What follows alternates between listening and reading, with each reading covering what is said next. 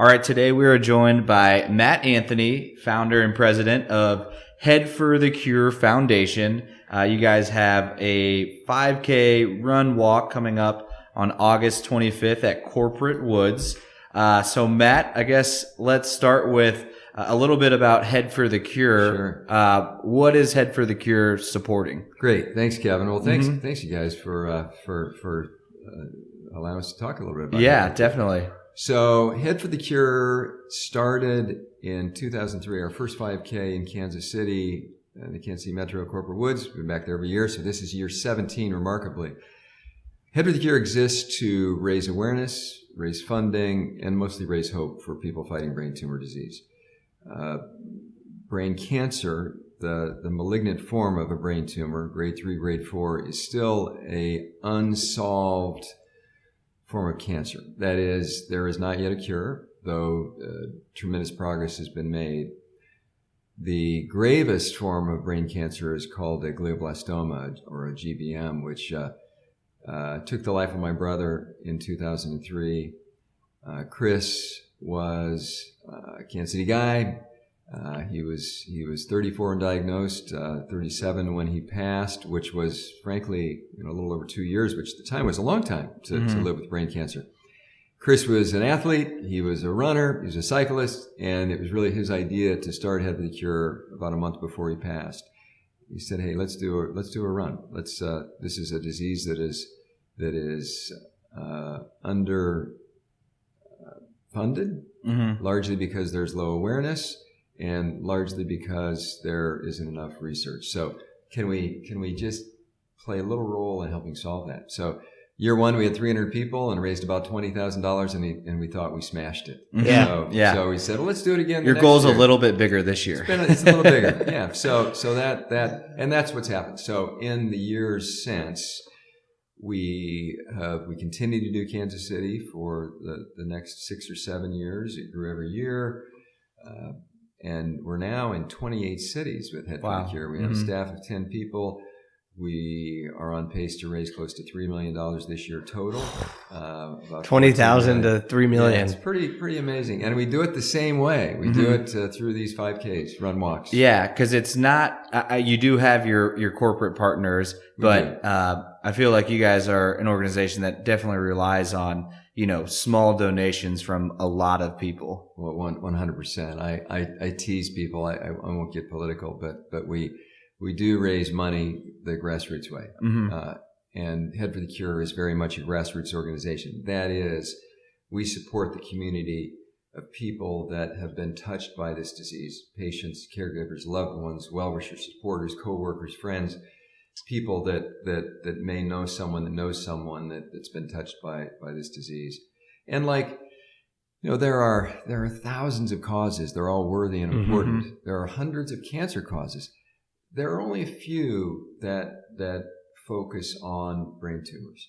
And so we view a responsibility to galvanize that group and bring people together. And that's what Head for the Cure is. So it is a celebration, man. Yeah. It is a party. It is a serious subject, but you can't leave there without a smile. Yeah, and I think one of the coolest things, and correct me if I'm wrong, but your money isn't just going to research, right? It's helping the families, that need to make ends meet while a family member is, getting treatment, or the caregivers, that are in those homes, which I think is definitely a more personal level. And when you're donating to something like Head for the Cure, I feel like knowing that it's going on a personal level, as opposed to just, you hear cancer research and it's just like this big omniscient, it's daunting. You're right. thing. But when you have actual personal people that can tell stories about, funds that were given to them, I think that is certainly a noble cause. Yeah, it's fundraising, nonprofit is a complicated endeavor, and certainly people want to know, even if it's $20, what's this money being used for? And so we've had the ability to be good stewards of our donors' money, and largely we started Head for the Cure as a all volunteer organization. My firm VML really got behind it. Chris worked for VML as well. And so those first few years, that was all the support level. So the money we raised, we could direct right to exactly how you saw research as the sort of high level descriptor of how the money's used is still at the center, but we have the discretion of it. Research comes in a lot of forms. It is, and we send money to an organization called the Brain Tumor Trials Collaborative. Mm-hmm. We actually created it. It's now the top 32 cancer centers and the academic cancer centers in the country, including University of Kansas here locally, KU Cancer Center.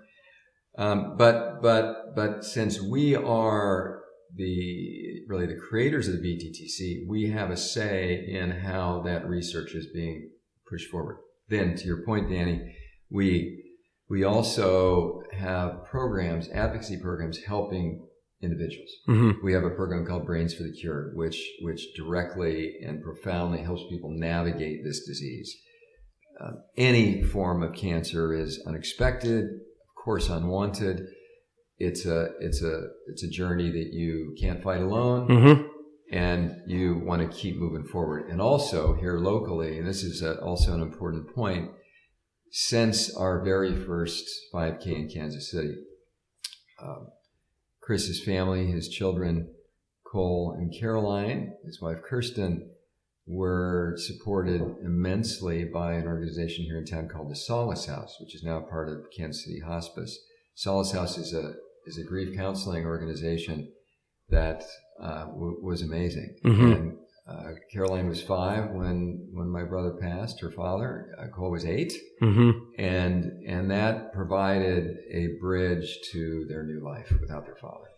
And so we that first year of that $20,000, we said we need to be a part of this to the Solace House. And now 17 years later, we're still giving money. Still part of that, those funds raised. Absolutely. That's awesome. So you said it's a grassroots kind of start, but you said, I mean, you're in 26 cities. How did 28? 28 cities. How did it grow to, sure. I mean, this month you have a 5K or you have events in Pittsburgh and San Antonio and then your main one here in Kansas City. So Omaha, how did that all Pittsburgh, start? Columbus. So how does it spread like that? So it's interesting. So we had, and I will tell you that when we started, there was not that sort of imagined future, mm-hmm. other than let's keep doing it year over year. Initially, it was, my sister-in-law Kirsten, Chris's wife, was the anchor at the time when we started it, and the rest of the family got involved. So initially, it was let's do this event as a memory for Chris and everybody who loved him, and let's see where it goes. Mm-hmm. And after a few years, the competitive juices sort of pushed forward and said, man, we're making an impact, but we can make a bigger impact. So it was the first expansion was to Lawrence and then to Columbia, keep it in the neighborhood. We're still, for all you, the Mizzou folks, we've never suspended our Mizzou. We've done now we're doing our 11th year in Columbia. There you go. Tigers. Go Tigers. Kind of folded into Kansas City. So Mizzou keeps going. I think you're a Mizzou alum. Oh yeah. I'm a Mizzou fan. But so the real expansion though came at the formation of the Brain Tumor Trials Collaborative. And when we officially founded the Head for the Cure Foundation, we were doing a 5K, but we established a 501c3 as an organized nonprofit corporation in 2007. And that was the beginning of saying, how can we deliberately expand? And we've done it mostly in cities that have a Brain Tumor Trials Collaborative partner. So in Detroit, Henry Ford Cancer Center, mm-hmm. in San Antonio, University Health Systems, in Houston, MD Anderson Cancer mm-hmm. Center, in Columbus, Cleveland Clinic, Ohio State University Cancer Clinic. And so these are partners that help us honestly connect with the community. Mm-hmm. And so that they sponsor our events. They also partner. They receive local funds So that's been the strategic way that we've been able to make these things happen around the country. Yeah, and it's awesome how the timing of this interview worked out. It was funny. My mom was listening to a podcast and she was like, it'd be great if you guys had somebody with a good cause and a mission or something to give back. And then Brian Ork texts me, hey, what do you guys think about getting Matt on to talk about Head for the Cure? So this worked out great. So how do people who are interested in getting involved in Kansas City, how can they get involved? Well, absolutely. So it's easy. And, thanks to Brian, we have a great website, headforthecure.org. /Kansas City. Jump on. You'll see all the details of the event. You can form a team, sign up as an individual, join a team, donate. We'll take it all, man. And the other thing about Head for the Cure is, so there are close to 300 5Ks in the Kansas City area every year, which is, crazy. I feel like there's one, you can 2 a weekend. A couple a weekend, right. So we're in that ecosystem, and it's competitive, but we've grown this thing to, we're for the past 5 years, we've either been the largest or second or third largest fundraising 5K in KC. So we're proud of that. We'll have 5,000 people out there on August 25th, but we can easily have 6,000. So we also like to say we take all comers. So a 5K for those of you that are runners.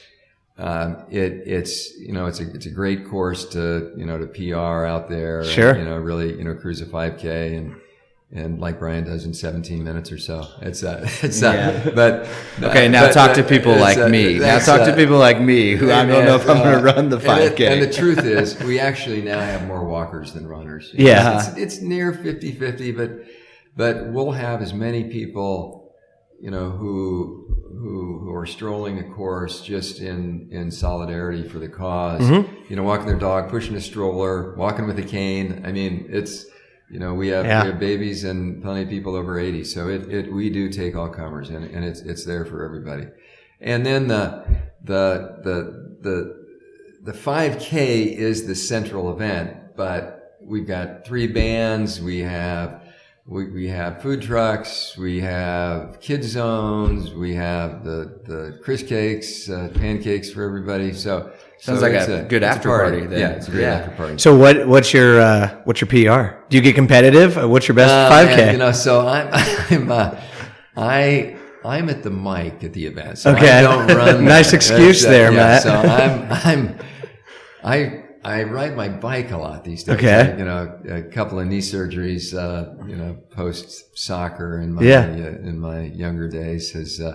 I do jog a bit, but mostly on my bike. So Head for the Cure, not the only not-for-profit you're involved with here in Kansas City. You also helped start and are a big part of Ripple Glass here in Kansas City, and you were kind of telling us a little bit about that story, but the more we can get out of you, we'll take it. So, who are you working with? You bet. Well, I've been lucky. I spent most of my career, really all my career, in advertising, and I had the great honor of being one of the 4 owners of VML and CEO of VML for about 18 years or so. Now Chairman Emeritus, which is a dialed back. That's a really cool title. Well, it basically means that I can offer a point of view that they choose not to listen to. Yeah. And John Cook, who runs the company now, is doing an amazing job. Companies around the world, and it's incredible.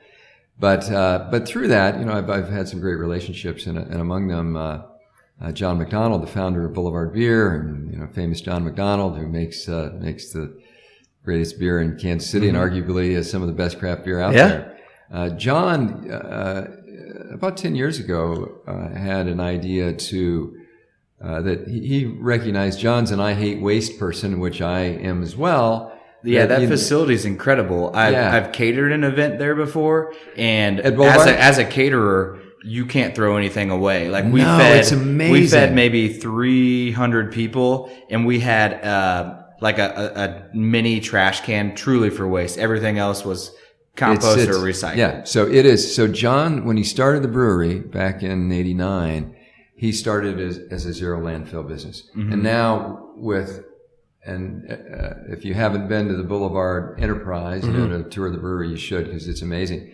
But that entire brewery is still zero landfill. Yeah, it's incredible. It's just amazing. I mean, there isn't another business like it in Kansas City and so that's the attitude of everybody who works there. We don't throw things away. Yeah. They're recycled, they're composted, and a little bit is incinerated, but that's John's orientation. So, he realized, as the brewery grew that glass waste is a notable problem. It's not, for everybody out there, you don't put your glass, your beer bottles, your wine bottles, your jelly jars in a commingled recycling bin, because that glass contaminates that single stream, and so it would end up in the landfill. So the only solution is to find another way to collect that glass. Yeah. So John, his first pursuit was, can we build a bottling plant for Boulevard? That was a bridge too far, but what we can do is build a glass processing plant that when glass is collected, it's separated, it's delabeled, it's sorted, it's ground up into cullet, and then resold to fiberglass companies, other bottle companies, to give it a second life as another bottle or another form of glass. So John and Jeff Crum and a few others said, let's do that. So Ripple started with a plant and with this collection system, the purple bins you see at retailers around the city. Price Chopper's the biggest among them, but retailers all over. And about 5 years ago, John approached me. He said, I really want to grow Ripple and create even more behavior change, get people in the routine to recycle glass. And so he asked me to join his board, and I'm now an investor in the company and have the pleasure with John and Tom McDonnell and Greg Orman of running the business and as a board and doing our best to encourage people to recycle glass. And it's making an impact. It's a socially responsible business, and we want more people to think about when they finish their beer to set it aside and find its way to a Ripple bin. Yeah. And it'll find its way to another life. Absolutely. Yeah. And so you've got Head for the Cure, you've got Ripple Glass. You mentioned that you were the CEO of VML for 18 years, and then you were the CEO of Y&R for a couple of years. I was. And now there's a company called VML Y&R. Right. Right. Yeah. So my question is, Yeah. What's that? So this is interesting. Yeah. So you've deduced the secret truth of so. Wow, really? That was some good investigation. Really good. Yeah, work. deep investigation. I would never have connected the dots. So VML started the business back in the early 90s. I joined a couple years after VM&L started the Valentine McCormick and Lego Bell. They invited me to join as the fourth partner and handed me the CEO role, which was a great honor. So they gave you the CEO role, but they didn't give you a letter. It didn't become VML-A. There's a whole other story behind that. So that was anyway. Don't go there. Don't want to hash up old wounds. It wasn't really. We changed the name to VML from it wasn't a big deal. Really. So we found our way in the early 90s to the sort of new confounding way to reach people through this new thing called the internet. So for all you young people out there was a time when there wasn't an internet, and websites. So we built our first website for Sprint in 1994 when there were 15 million people around the world on the internet. Now there are 4 billion. So we like to say that we were pioneers of something that people weren't even sure that would have staying power. This was back when like Netscape was the future. Netscape was the browser. Right. Mm-hmm. So an AOL was sending floppy disks out. Oh yeah. So it was. My wife says, stop talking. It makes you sound so old. I said, well, I am. And 94 is not that long ago. That sort of recognition that the internet would be a marketing platform that would ultimately drive brand value and connect people to brands and provide. And this is before social media was even considered. Before social media then was PR, and but I felt leading the company that this could be a direction that could set us apart. Mm-hmm. So we kind of doubled down on building an internet marketing practice, digital practice before that was really a term. And over the next 7 or 8 years, we built a solid company, grew to about 100 people. And then we were pursued by some of the multinational holding companies and made a decision in early 2000s to align with WPP, which is the world's largest marketing services company. And within WPP, there were some major ad networks, 300 companies. We were a interactive or digital company in the Midwest, which was appealing to them. We wanted connection in the big markets, New York, LA, and around the world. And that afforded us that opportunity. And that was the real inflection point that ignited the growth of VML, and it kept going. Y&R, back to that point, Young and Rubicam, one of the most iconic ad agencies in the world, top 5 in the world, 90 years old.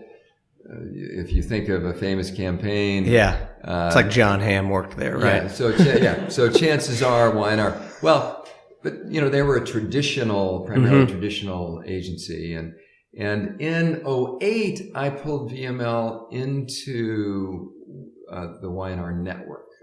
Felt like that would be another point of ignition, growth for us. They needed digital expertise. We needed growth potential around the world, but we're still operating very independently. Fast forward to when I stepped down as CEO and handed the reins of the leadership of VML to John Cook in 2011, I became chairman and was really focused on growing us internationally a bit and also strengthening this alliance between VML and Y&R. I then took a little stint in New York running North America for Y&R, working kind of parallel but independent between VML. And last year, recognition that VML's growth continued to ascend. John took the business in a powerful, even further growth spurt. Y&R was a little stagnant, but Y&R was $1 billion company in terms of just in fee revenue. VML somewhat smaller than that, but VML had the sort of contemporary modern marketing orientation. So those Wendy's tweets, the VML had. There you go. Yeah. So that was and John, I credit him with navigating that sort of recasting of VML Y&R with VML as the dominant brand, but the official merging of Y&R into VML, and it's the classic case of the smaller but more contemporary, more innovative, more strategic company leading a bigger but slower traditional company, and what's happened in the years since has been pretty amazing how it's continued to accelerate. Yeah, that's incredible. And new value to brands. And now VML Y&R is one of the top 5 largest ad agencies in the world still, right? Right. And it's headquartered here in Kansas City. Headquartered here in Kansas City. Which is just an awesome, Hampton Airport now 700 people there, but offices now in 80 markets around the world. South Africa and you name it. I mean, 15 cities in Europe and throughout China and Southeast Asia and so pretty much everywhere. So it's pretty cool. Very cool. Yeah. Cool. Well, my last question for you. I know your daughter pretty well, so I texted her for some some dirt on you, and it's not dirt because this is a Kansas City podcast, and we love Kansas City, but you and your wife met at Kelly's. Is that right? How original! Like the Kansas City. Yeah, and I've been trying to get Ann back to Kelly. So I saw her. She was at Kelly's a couple weeks ago. I was there. I think I probably bought her a Vegas bomb. Yeah, I love Kelly. So it was a few decades ago. But it was, so for me, Anne claimed and still claims, and I believe it's true, that was the first time she had ever been in Kelly's. Likely story. I went along with it all these years. But for me, it was the second time that day. So, that's more like you're along my lines, yeah. So, but yeah, it's a great piece of, and Yeah. I mean, growing up in Kansas City when you were young and around that time, what has changed? Like Westport wise, I mean, Kelly's is the standard, but I'm sure a lot has. There are great places that are unchanged, and John and I, McDonough and I, talk about that a lot. That he obviously Kelly's was central to getting Boulevard rolling, although it came a little later. Ponax was carried the first. The first right. see the first keg that John showed, but I live, we raised our kids in the South Johnson County, but we were eager to get to the city and grew up in Waldo. And so we now live in North Brookside and Crestwood. And those iconic areas, the Kelly's for sure. Yeah. And Westport, it has its ups and downs, but it's cool when a generation passes and places that people still like to connect. Absolutely. In the same place. I have two favorite bars. Kelly's is one of them and Hooper's is the other one. And classic. Hopefully is that open, and I mean, I was, I played on Charlie Hooper's soccer team, when I got out of college. So, and it's still a go-to place, and hopefully soon it'll be go-to again as they recover from the fire. Wait, Charlie Hooper's Kitchen Fire. Oh, Kitchen Fire. Yeah, Kitchen Fire. That's haven't heard the latest on. I don't know. I know they were having a Charlie Hooper's South night at the Well in Waldo, or I think they were calling it that and opening up. Oh, that's right. Because so same family bars. I think now this is I don't know if it's true, but it might be the longest stint since I've been of legal drinking age that I haven't gone to Hooper's. To Charlie Hooper's thing. Yeah. so got to get you back in that bar. And it's even cool. We're down here in the East Crossroads, just the revival of this neighborhood down here too. Where you guys are we're sitting here in the Crossroads at 16th and Oak and Head for the Cure office, and we I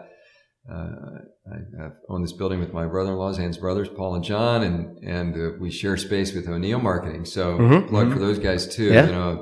Great events company here that produces Boulevardia and Irish Fest, and I think you guys have talked about it. But it is really cool to see this area is sort of the newest bridge and I love the Crossroads. And it's a safe area. Agreed. We do. I live here. Yeah, it's a great area.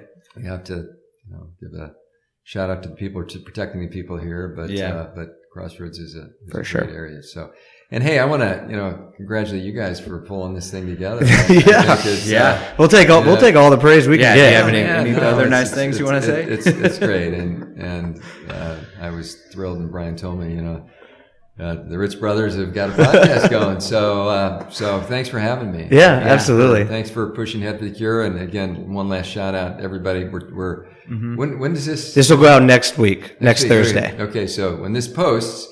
We're 10 days away from Head for the Cure. Yep. It's cool to say that. Yeah. So help us set a record this year. And again, you won't regret getting up a little early and heading to College Boulevard in Antioch for Head for the Cure.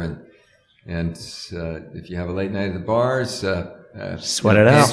Pancakes, man. So carve up. So be sure to check out headforthecure.org/MetroKC, or just headforthecure.org and you'll find our KC event, and join a team, join Brian's team, join Team Chris Anthony, bring your own team, but join us. Yeah, perfect. Cool. All right, thanks so much, Matt. All right, thanks, Kevin. Thanks, Danny.